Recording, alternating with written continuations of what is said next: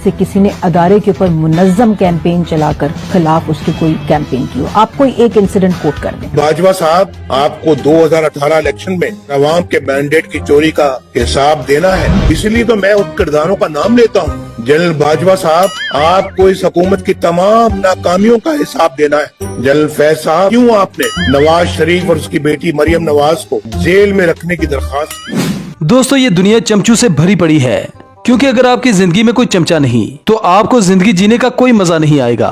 और अगर पाकिस्तानी सियासत की बात की जाए तो चमचू ने मार्केट को कैप्चर कर लिया है। इन चमचू का काम है अपने मालिकों के दिन रात कीमती पत्थर उठाना और उनकी वाह करते हुए ऊपर नीचे से मालिश करना।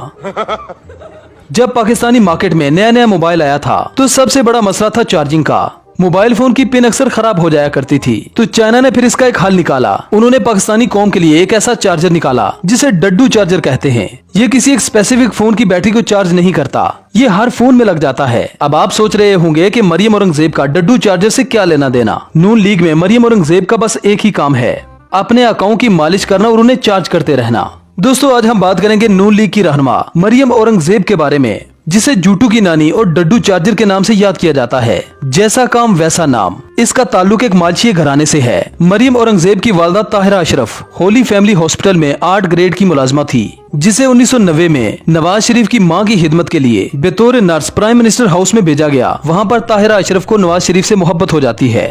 बस फिर क्या था, कीमती पत्थर उठाने का सिलसिला शुरू हो गया और ये औरत 8वें ग्रेड से 18वें ग्रेड तक पहुँच गयी। अब सवाल ये पैदा होता है कि जिसकी तालीम मिडिल पास हो वो 8वें ग्रेड से 18वें ग्रेड तक कैसे पहुंच सकती है। इसके बाद ताहिरा अशरफ ने मिस्टर औरंगजेब से शादी करने के लिए अपने पहले शोहर को तलाक दे दी, जो कि इस्लामाबाद में 10वें ग्रेड का मुलाजिम था।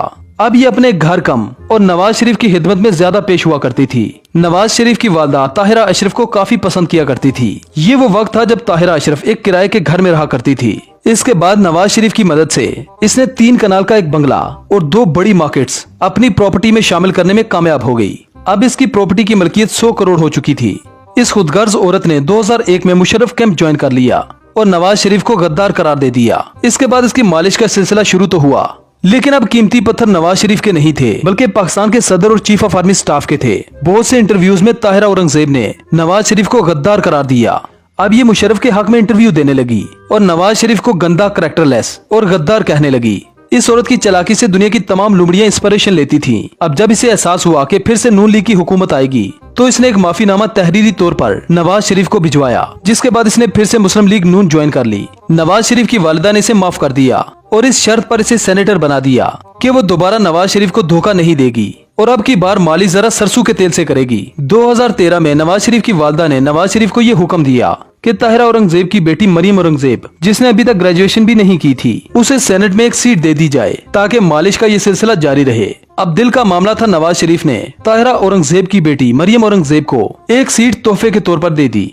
मरियम औरंगजेब ने भी अपनी मां का मिशन जारी रखा और नून लीग की मालिश अपनी मां से भी बेहतर करने लगी। जरा सोचें कि जिनके पास 1990 में घर भी नहीं था, आज रावलपिंडी में सबसे बड़े जागीरदार बनकर बैठे हैं। 2022 में इनकी जायदाद तकरीबन 200 करोड़ के करीब है। मरियम औरंगजेब अपनी मां का वो कर्ज उतार रही है जो एहसानात नवाज शरीफ ने इसकी मां पर किए थे। पाकिस्तानी कौम मरियम औरंगजेब से किस तरह से उम्मीद रख सकती है कि ये नून लीग की मालिश छोड़कर पाकिस्तान की बेहतरी के लिए सोचेंगी। जिनकी परवरिश ही हराम के पैसे से हो, वो इंसान ईमानदार कैसे हो सकता है। ये वाहिद नून लीग की ऐसी रहनुमा है जिसे कोई वारदात आगे से डाल देता है, कोई पीछे से।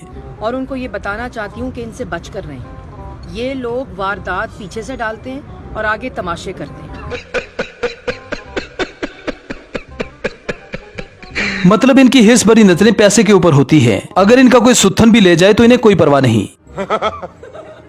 कौन है ये लोग,